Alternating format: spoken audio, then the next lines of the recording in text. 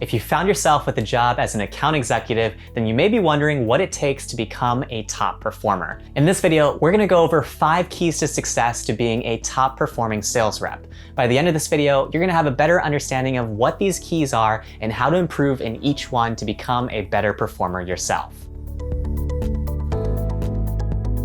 I'm Will, and if you're new here, I teach you something new in sales, digital marketing, and entrepreneurship every single week. If that sounds like your cup of tea, consider subscribing and hitting that notification bell to get more content that takes you from zero to self-starter. As usual, here are some timestamps that you can use to follow along, but without further ado, let's get into it. The first biggest piece of advice that I can offer for an account executive to be a top performer is to get organized. Ultimately, if you're not organized, it'll become really difficult for you to hit your quota. The reason being is simple. If you don't know what's on your calendar or in your emails, then you're not going to be able to be effective. An account executive relies on their meetings in order to actually sell their product. So in order to be a top performing AE, you need to be on top of every single conversation that you're having. Whether that's actually on the phone at that exact moment that you're talking to your prospect, or just in every single email exchange that you're having with your prospects. Conversations lead to sales opportunities. You also have to know which meetings need to be scheduled this week as opposed to next week because of the prospect's buying timeline. Bad organization can ruin an AE's performance simply because they're not booking enough meetings to hit their quota. To help you out here, my biggest piece of advice that I used to tell my AEs was to always finish each day listing out the 3 things that you had to do the next day before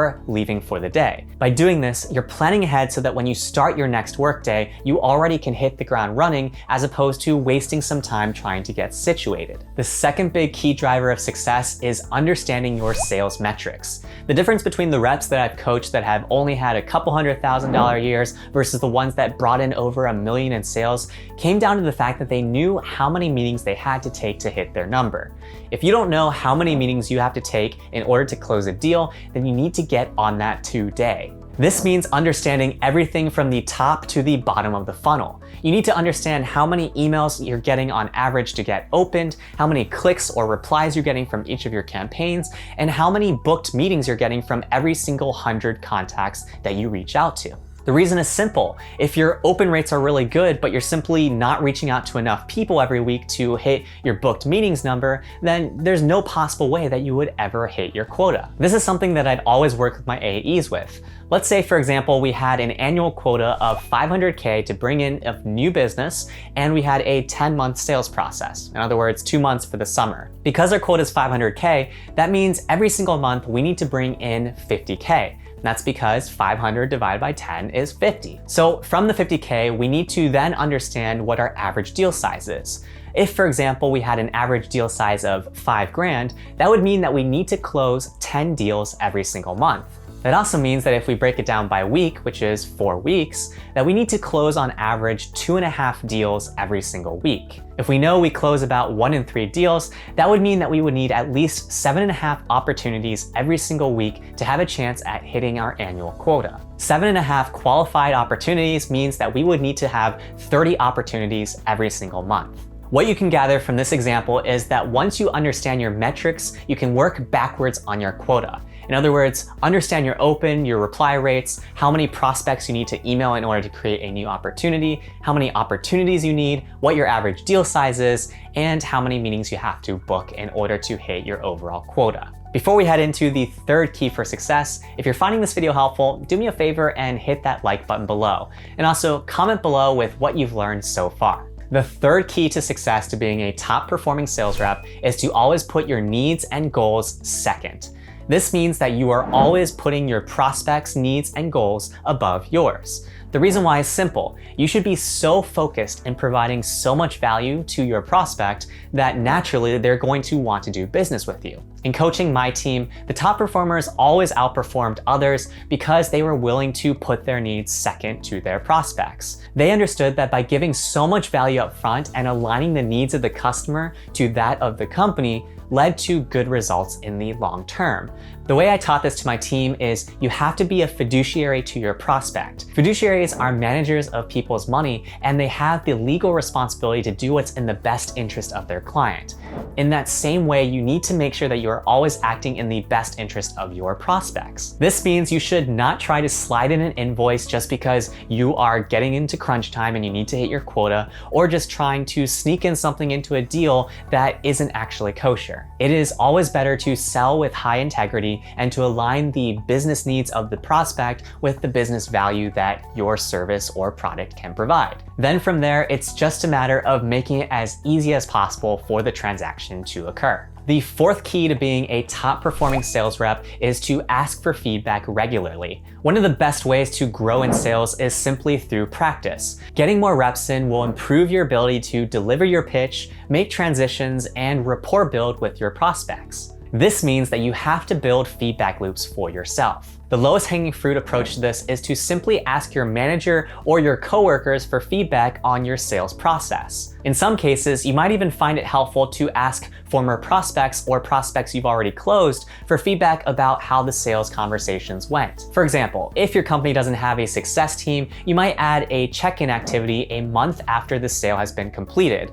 That way you can follow up with the prospect that just became a client of yours and check in to see how they're doing, to make sure that they're seeing the business value from the transaction, while also taking the time to get some feedback about the overall process that they took when they were buying from you. This action alone might also give you some more sales opportunities, because in your conversations after they've been onboarded, you might realize that there was some sort of need that wasn't initially brought up until they became a client of yours. The reason why it's so important to do this is because it makes it easier for you to better understand the needs of the types of people you're selling to so that you can improve the sales process for new prospects. And also, it builds in natural sales opportunities in the future when that client is renewing with you if they have an annual contract. In the case where you're a one-man sales team and you don't have anyone else to turn to for feedback, you might find it helpful to record your sales conversations. Depending on the state that you live in, you're going to want to double check if it's a one-way or two-way consent state when it comes to recordings.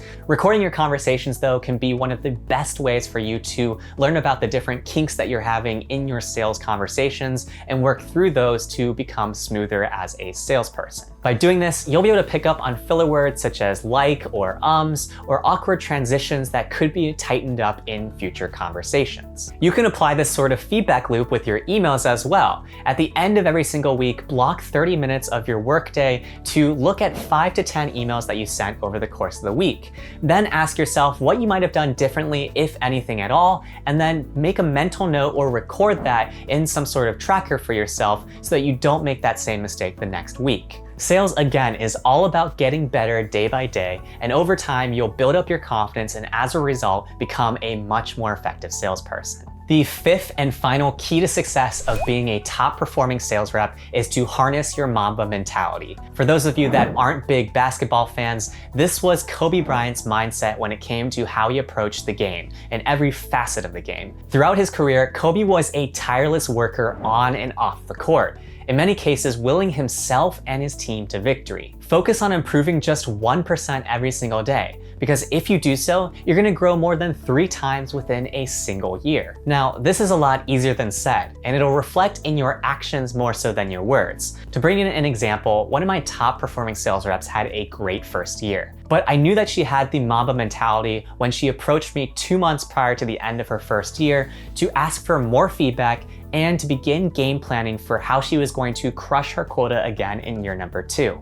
Simply by adopting the Mamba mentality and being relentless in how you improve in sales can lead to huge dividends for your sales career. A lot of sales reps struggle to follow a good year with a great year, and the reason simply is because they rest on their laurels. They no longer pay as close attention to the small details, like when they need to send certain emails to follow up, or just listening to the needs of a prospect in a discovery conversation. Try to improve day in and day out, because if you're not learning, you're not growing. There are 2 big takeaways from today's video. The first one is to work on your self-awareness. The top performing sales reps are hyper aware of everything that's going on in sales conversations. They know what they're doing well and what they're not doing well, and also when they're building rapport with their prospect and when they're hurting their rapport with their prospect. They adapt to their audience and strive to ensure that the needs of their prospects are always being met. The second big takeaway is to stay on top of your systems. You are only as good as your systems. So if you're not organized, find a way for yourself to get organized.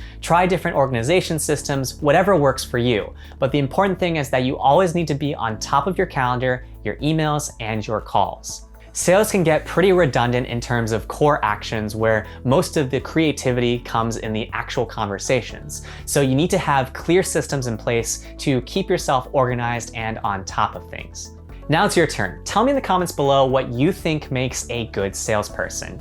I try to read and respond to every single comment. Be sure to like this video if you found value from it, and also if you're looking for more sales tips and tricks, check out my Sales Jumpstart Kit in the link in the video description below. With it, you'll be able to jumpstart leveling up your sales skills. Share this video with anyone that you think might benefit from it, and lastly, consider subscribing if you haven't already. You've made it so far into this video that you might as well do so for more content like this, as I teach you real-world business skills that take you from zero to self-starter. In my next video, I'm gonna dig into 5 key points from Morgan Housel's book on the psychology of money. In the meantime though, check out these videos that YouTube thinks you might like.